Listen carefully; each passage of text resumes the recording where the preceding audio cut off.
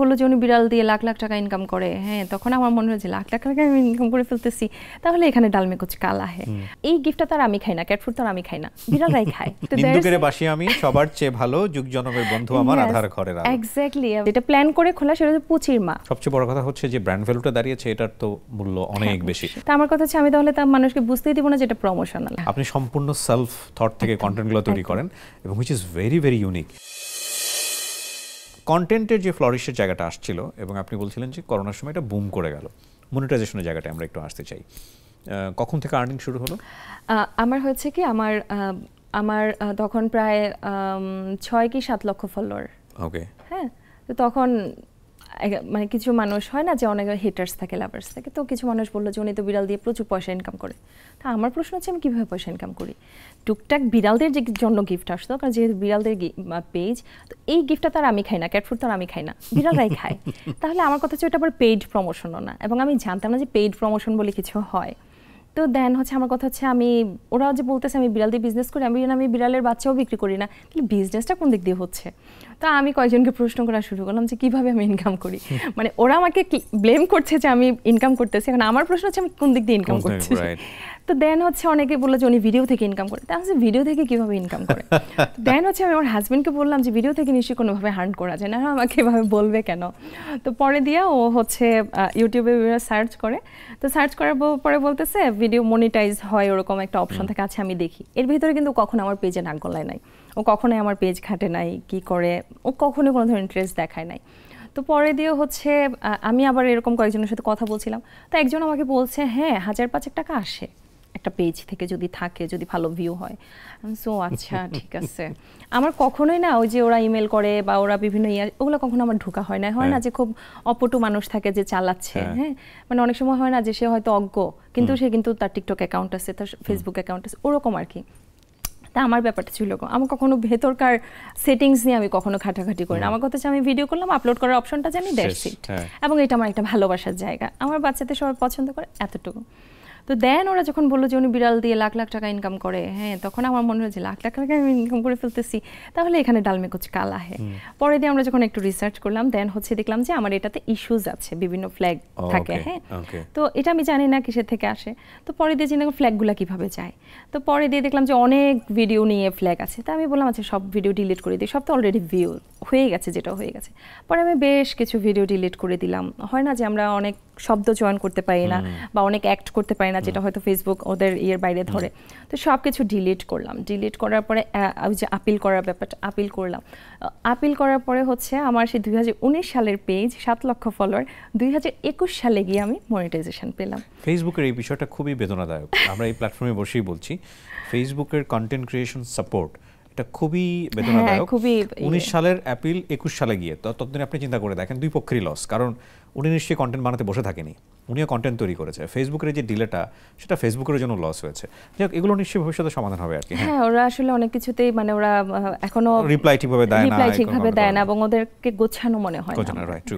তো যাই হোক, তো পরবর্তীতে আমি 2021 সালে গিয়ে হচ্ছে মনিটাইজেশন পেলাম, এবং যখন মনিটাইজেশন থেকে আর্নিং আসলো আমি টোটালি সারপ্রাইজড, এবং তখন গিয়ে বুঝলাম যে আমার হেটার্সটা ঠিকই বলে। নিন্দুকের বাসি আমি সবার চেয়ে ভালো, যুগ জনমের বন্ধু আমার আধার ঘরের আলো। এক্স্যাক্টলি, এবং আমাকে যখন মানে তখন এখন আমি বলি যে অ্যাকচুয়ালি আমাকে যদি কেউ উপকার করে থাকে, আমার হেটার্সরা উপকার করেছে, হ্যাঁ। এবং ওরা আমাকে এমনভাবে ব্লেম করেছে যে আমাকে অ্যাকচুয়াল রাস্তাটা দেখাইছে। তো ওরা আসলে ব্লেম না করলে এটা হইতো না। সর্বোচ্চ ইনকাম কত হয়েছে এখন পর্যন্ত কোন একটা মাসে, যদি আমি বলি? কোন একটা মাসে আমার পেট পেজ থেকে না, কিন্তু আমার এখন 3টা পেজ, যেহেতু পুচির মা একটা, আমার রান্নার একটা পেজ ছিল যে আমি আমার শাশুড়ির কাছ থেকে রান্না বান্নার একটা ইন্সপিরেশন ছিল, তারপর হচ্ছে প্যাট পেজ। এবং আরও ব্যাপার কি, আমার এই প্যাট পেজটাতেই সবচেয়ে বেশি ইস্যুজ হতো, এবং আমার সবচেয়ে কম আর্নিং হচ্ছে আমার এই প্যাট পেজটাতে। এবং আমি যখন শিখলাম যে মনিটাইজেশন বলে একটা ব্যাপার আছে, বা তুমি যদি ভিডিও দাও এরকম হয়, এবং আমি এই পেজটার আশা ছেড়ে দিয়ে আমি এনাদার 2টা পেজ আমার ছিল, এবং ওই 2টা পেজও কিন্তু আর্নিং হবে সেই জন্য না। যেমন গোলুজ রিভিউ, নামটা শুনলে বুঝবেন একটা গোলু, একটা নাম জড়িত, ছোট ছেলে, সে বলতেছে তোমার একটা পেজ আছে, আমাকে একটা খুলে দাও না। তাহলে ওকে বাচ্চা আবদার করতেছে একটা পেজ, তারা আমারই কিছু না, টাকা পয়সা লাগে না, এনআইডি কার্ডও লাগে না, ঠিক আছে আমার ছেলেকে একটা পেজ খুলে দিই। তা বললাম যে তোমার পেজের নাম কি হবে? সে বলতেছে তুমি রান্না করবো, আমি খাবারকে রিভিউ দিব, একটা নাম হবে গোলুজ রিভিউ, ওর ডাক নাম গোলু। তাহলে ওকে ফাইন। তো ওর আসলে টেন্ডেন্সি ছিল যে গোলুজ রিভিউ যদি পেজ খুলি, মাকে যদি খাবারের আবদার করি মা তো এটা দিবে, মানে ওর ইচ্ছে ছিল ওর মানে খাবার আদায় করা। আর আমার কথা ছিল বাচ্চা চাইছে দিয়ে দিলাম, এটা তো টাকা পয়সা লাগতেছে না। তো পরে হচ্ছে ওর একটা পেজ গোলুজ রিভিউ, তো ওটাতে আমি কখনোই মনোনিবেশ করি না, এটা জাস্ট বাচ্চারই পেজ ছিল। কিন্তু এই যে মানুষ ভালোবাসতো, জানতো যে আমার বাচ্চার একটা পেজ, ওরা জাস্ট নর্মালি এটাতে মানে লাইক ফলো করা শুরু করলো। আর যেটা প্ল্যান করে খোলা সেটা হচ্ছে পুচির মা। এটা কেন খোলা, যে হচ্ছে আমার পুচিদেরকে নিয়ে কথা, সেটাতে পুচিদের হয়ে আমি কথা বলি, কিন্তু আমিও তো একটা পার্সন, আমারও বলার কিছু থাকতে পারে, দ্যাটস ওয়াই আমি পুচির মাটা ওপেন করলাম। তো পরবর্তীতে দেখা যায় যে আমার পুচির মা এবং গোলুজ রিভিউ দুইটা মনিটাইজ হয়, এবং গোলুজ রিভিউতে আমি যখন রেসিপিগুলো দেওয়া শুরু করলাম মানুষ প্রচুর পছন্দ করলো, যে আমার পুচি ফ্যামিলির ডাবল ফলোয়ার এখন গোলুজ রিভিউতে। তো দেখা গেছে আমার সবচেয়ে বেশি আর্নিং যেটা থেকে আসছে সেটা হচ্ছে গোলুজ রিভিউ। আর সব মিলে যদি বলি কোনো একটা মান্থ, সেটা হয়তো 10 এর আশেপাশে ছিল, 10 লাখের আশেপাশে কোনো মাসে। সো এটা কাইন্ড অফ বিয়ন্ড ইমাজিনেশন ছিল, কিন্তু পারফরম্যান্সের জায়গা থেকে এটা। এবং সবচেয়ে বড় কথা হচ্ছে যে ব্র্যান্ড ভ্যালুটা দাঁড়িয়েছে, এটার তো মূল্য অনেক বেশি।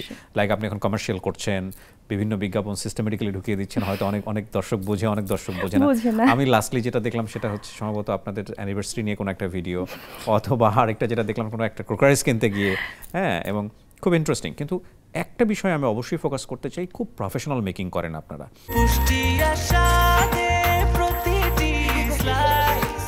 ব্রেকফাস্ট, টিফিন কিংবা স্ন্যাক টাইমে মজাদার আয়োজন মানে অল টাইম ব্রেড। কন্টেন্টের মান এবং কন্টেন্ট প্রেজেন্টেশন দুটো জিনিস খুবই ইম্পর্টেন্ট। একটা হচ্ছে আপনারা যে কাজটা করছেন আমার কাছে মনে হচ্ছে খুব প্রফেশনাল কাজ, ক্যামেরা ধরবো কীভাবে, কী করবো না করবো। আরেকটা হচ্ছে যে ধারাভাষ্যটা আপনারা দিচ্ছেন, স্পিডি মুভ বা এই জিনিসগুলো, এটাও আমার কাছে মনে হচ্ছে সুপার ক্রিয়েটিভ। মানে আজকেই চাইলাম কালকে হয়ে গেল, বিষয়টা এরকম না, অনেক কিছু ব্যাপারগুলো গবেষণা করে করতে হয়েছে, অথবা খুব প্যাশন থেকে জিনিসগুলো হয়েছে। কীভাবে হয়েছে আসলে বিষয়গুলো? এটা হচ্ছে কি, আমি তো যেহেতু বিড়াল নিয়ে আমার শুরুটা, পথ চলাটা, এবং পরবর্তীতে যেটা আমি বললাম যে মানুষের খুব ধারণা হয়ে গেলো যে আমি লাখ লাখ টাকা ইনকাম করছি, তো এটা আমার খুব এগোতে লেগেছে যে আমি এখন 1 টাকা কামালাম না, বাট আমাকে ব্লেম করা হচ্ছে যে আমি লাখ লাখ টাকা কামিয়েছি। ঠিক আছে, এখন থেকে যদি করতে হয় টাকা নিয়েই করবো। হ্যাঁ, তো এইটা একটা ইয়েতে চলে গেলো যে আমি তাহলে টাকা ছাড়া কাজই করবো না। তো পরবর্তীতে যখন আমার কাছে কাজ আসলো, দেন আমি জানলাম যে আসলে টাকাও ডিমান্ড করা যায়, বা এটা আমার একটা প্ল্যাটফর্ম, এটা আমাকে যেহেতু তারা ইউজ করবে, এখানে আমি ডিমান্ড করতেই পারি। তো যেটা হয় আমরা আসলে ঠিকে ঠিকে শিখি, বা ইয়ে করতে করতে শেখা হয়ে যায়। তো সেই জায়গা থেকে হচ্ছে আমার মানে টাকা পয়সার ইস্যুটা আমি শুরু করলাম, এবং এই ধরনের বিজ্ঞাপনের যে ব্যাপারটা, তো সেটা হয়েছে কি, আমি বিভিন্ন বিজ্ঞাপনের ইয়েটা দেখতাম যে সবাইকে যখন কোনো একটা পিআর পাঠায় বা কোনো একটা গিফট পাঠায় বা কোনো একটা ব্র্যান্ডিং করতে হয়, তখন তারা বলে যে আমি এটা করছি, এটা মানে এই জিনিসটা। তা আমার কাছে মনে হলো এটা খুবই একটা নর্মাল ইস্যুস, যে সে তার কাছে একটা পার্সেল আসছে, সেটা রিভিউ করে জানাচ্ছে। তো এই জিনিসটাকে যদি একটু ইউনিক ওয়েতে প্রেজেন্ট করা যায়, তো সেটা আমার মনে হয় যে বেটার। এবং আমার কাছে মনে হয় প্রমোশনাল ভিডিওগুলো মানুষ একটু পছন্দ করে কম, রাইট? হ্যাঁ, পছন্দ করে কম, প্রমোশন থাকলে খুব একটা দেখতে চায় না, অ্যাভয়েড করতে চায়। তো আমার কথা হচ্ছে আমি তাহলে তা মানুষকে বুঝতেই দিব না যে এটা প্রমোশনাল। হ্যাঁ, আমি এটা বুঝাবো যে এটা আমার মানে এটা আমার কন্টেন্টের একটা অংশ, বা আমি এই জিনিসটাকে আমি একটা কন্টেন্ট করে ফেলবো, যেটা একটা কন্টেন্ট। তো দ্যাটস ওয়ে হচ্ছে আমি এভাবে চিন্তা করা শুরু করলাম। এবং আমার ঘরে আমিও কখনো ভিডিওগ্রাফি নিয়ে কাজ করি না, আমার হাজব্যান্ড তো ক্যামেরাটা স্টিল সে ধরতে পারে না। এটা হচ্ছে জাস্ট আমি ইমাজিনেশন থেকে, যে আমি চিন্তা করি আমি আপনার সাথে এই কথাটা বলতেছি, এখন আবার আপনার পিছনে গিয়ে ও ক্যামেরাটা নিয়ে দাঁড়াতে হবে যাতে বোঝা যায় যে আমি আপনার সাথে কথা, মানে এই জিনিসগুলো আমি মানে ও পরবর্তীতে হচ্ছে যেহেতু আমার এই জিনিসটা অনেক ফ্লোরিশ করছে, আমি ওকে বললাম যে আমার এখন হেল্প দরকার, এবং আমি বাইরে থেকে কাউকে হায়ার করবো সেটা সম্ভব না, কারণ আমি ওই যে বললাম যে আমার বিয়ের পর থেকে আমার হাতে খড়িটাই ওর কাছে, তো এখানে বাইরে মানে পসিবলই না। তো পরবর্তীতে দেখা যায় ও আমাকে সময় দেওয়া শুরু করে, এবং আমাদের ক্যামেরার কাজগুলো আমরাই করি, মানে আমার এডিটিংটা আমি করি, আমার ভয়েস ওভারটা আমিই দিই, এবং কনসেপ্টটা টোটালি আমারই থাকে। এবং ক্যামেরা যিনি ধরে, একজনই আমাদের ক্যামেরা ধরে, সে হচ্ছে আমার হাজব্যান্ড, এবং তাকে আমি দাঁড়িয়ে দেখিয়ে দিই তুমি এখানে দাঁড়াবা এবং এখান থেকে এই ফ্রেমটা নিবা। তো এইভাবে করে আমাদের দুইজনের আসলে হয় না যে হাজব্যান্ড ওয়াইফ যদি প্রফেশনালি চলে যায় এবং তাদের আন্ডারস্ট্যান্ডিংটা বা এটা যদি ভালো থাকে, মজবুত থাকে, এটা আসলে খুব ইজি হয়। আমার আপনার কন্টেন্ট থেকে মনে হচ্ছে আপনি কাউকে কখনো ইমিটেট করেন না, আপনি সম্পূর্ণ সেলফ থট থেকে কন্টেন্টগুলো তৈরি করেন, এবং which is very very unique. কিন্তু কথা হলো যে এই আইডিয়াগুলো মাথায় কিভাবে আসে? আইডিয়াগুলো যেটা এই দুই বললাম বাচ্চা যে সামলানোর পরে 17টা বিড়াল সামলানোর পরে সংসার সামলানোর পরে আইডিয়াটা এটা আমি যেটা বললাম যে হচ্ছে আইডিয়াটা আসলে মানুষের ভিডিও দেখে যে ওদেরটা এমন কেন, একটু ডিফারেন্ট করতে হবে। ওকে, হ্যাঁ, ইভেন আমি যখন ভিডিও দেখতাম এবং অনেক সময় হয় না যে আমরা রেসিপি দেখি, 1 চামচ চিনি দিব, এখন আধা চামচ লবণ দিব, অনেক সময়ের ব্যাপার। আমার কাছে মনে হয় এত সময় নেই, তো মানুষের টাইম নাই, এটাকে অনেক স্পিডে করতে হবে, আমাকে তাড়াতাড়ি বলতে হবে, তাড়াতাড়ি শেষ করতে হবে, মানুষের স্বল্প সময় দেখতে হবে। আপনার বাচ্চা বয়স জানতে পারি? হ্যাঁ, আমার একজনের বয়স হচ্ছে 11 বছর আর একজনের 9 বছর। সো সামহাও ওরা বড় হয়ে গেছে, মোটামুটি নিজেদেরকে ম্যানেজও করতে পারে। একদম, এটা একটা ব্লেসিং হয়েছে আপনার জন্য। তারপরেও একটা কথা আছে না, আমরা ওই ছোটবেলায় পড়েছি যে রাধে সে চুলো বাঁধে, এবং সেটার একটা বেস্ট এক্সাম্পল হচ্ছে এটাই। এবং কন্টেন্ট ব্যাপারটা না আসলে মানে এখন ওই যে বিশ্ববিদ্যালয়ে পড়াশোনা করে লাইব্রেরি ওয়ার্ক করে কন্টেন্ট তৈরি করার দরকার নাই, কন্টেন্ট আপনার জীবনের সঙ্গে জড়িয়ে আছে। একদম।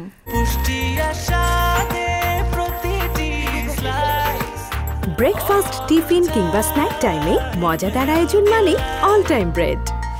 আমাদের নিত্যদিনই কন্টেন্ট, নিত্যদিনটাই কন্টেন্ট। এবং এই যে আমাদের বিয়ের আজকে 15-16 বছর হয়ে গেছে, এই যে বিবাহিত জীবনে কত ইনসিডেন্ট, কত কিছু। এখন আমার আর আমার হাজবেন্ডের রিলেশনটা যেমন, এমন আরো 10 জনের রিলেশন, তাই না? তো যার কারণে আমার আর ওর খুনসুটিটা আমি যদি তুলে ধরি, আরো 10 জন রিলেট করতে পারবে। এই জিনিসগুলো অ্যাকচুয়ালি আমাদের বাস্তব জীবন থেকেই নেয়া। সো ভাইয়াকে আপনি ক্যামেরায় নিয়ে আসলেন কি জোর করে, নাকি উনি? ওকে জোর করে বলতে এই যে আমি বলি যে এখানে যদি একজন ক্যারেক্টার থাকতো না তাহলে ভালো হইতো। আমি যেটা পারি না সেটা হচ্ছে অনেকেই যেটা করে যে ফিল্টার ইউজ করে 2-3টা ক্যারেক্টার তৈরি করে ফেলে। আমার কাছে মনে হয় যে আমি বাস্তব ক্যারেক্টার আনবো। যেমন আমার ননদ ক্যারেক্টারটা খুব পপুলার, আমার পাশের বাসার ভাবি ক্যারেক্টারটা খুব পপুলার, লাবণ্যর মা ক্যারেক্টারটা খুব পপুলার। তো এই জন্য আমার কাছে মনে হয়েছে যে একটা ক্যারেক্টার, ইভেন হাজব্যান্ডের ক্যারেক্টার করতে গেলে আমি কি আরেকজনকে হায়ার করে আনবো? আমার তো হাজব্যান্ড আছে। তো দেন হচ্ছে ওকে বলা যে আমার হাজব্যান্ডের ক্যারেক্টারে তো তোমাকে অ্যাটলিস্ট থাকতে হবে। তো যেমন এই যে বিভিন্ন কিছুর লাইক হচ্ছে ডায়মন্ড বা জুয়েলারির যে প্রমোশনটা আমি শুরু করেছিলাম, তো আমার মনে আছে যে তখনও পর্যন্ত এইভাবে কেউ কন্টেন্ট করে না। আমি কন্টেন্ট এভাবে করেছিলাম যে আমার হাজব্যান্ড আমাকে একটা ডায়মন্ডের গিফট করে। তো পরবর্তীতে যখন আমি যাই, শপে যাই, মনে থেকে বলি যে আপনারা একটু আমাকে রিসিট লিখছেন, একটা প্রিটেন্ড করেন, তাহলে এটা মানে লিগ্যাল মনে হবে বা অথেন্টিক মনে হবে। ওরা বললো আচ্ছা ঠিক আছে। তো দেন আমার ভিডিওটা পাবলিশ করলাম, অনেক মানুষ সারা পাইলো এবং কেউ বুঝলো না যেটা প্রমোশন মনে করে যেটা, এবং 1-2টা করার পরে অনেকে টের পাইছে যেটা প্রমোশন, কারণ কন্টেন্ট ক্রিয়েটাররা কিন্তু বুঝে কোনটা প্রমোশন। দেন হয়েছে কি, আমি দেখলাম যে এখন সবাই দোকানে গেলেই খালি এটা পারচেস করে, সবাই দোকানে গেলে পারচেস করে। এখন আবার আমি যখন এই কন্টেন্ট করতে যাই, আমি কিন্তু এখন আর পারচেস করি না, আমি আবার আমার ধারা চেঞ্জ করে ফেলছি, সেটা তো বলবো না,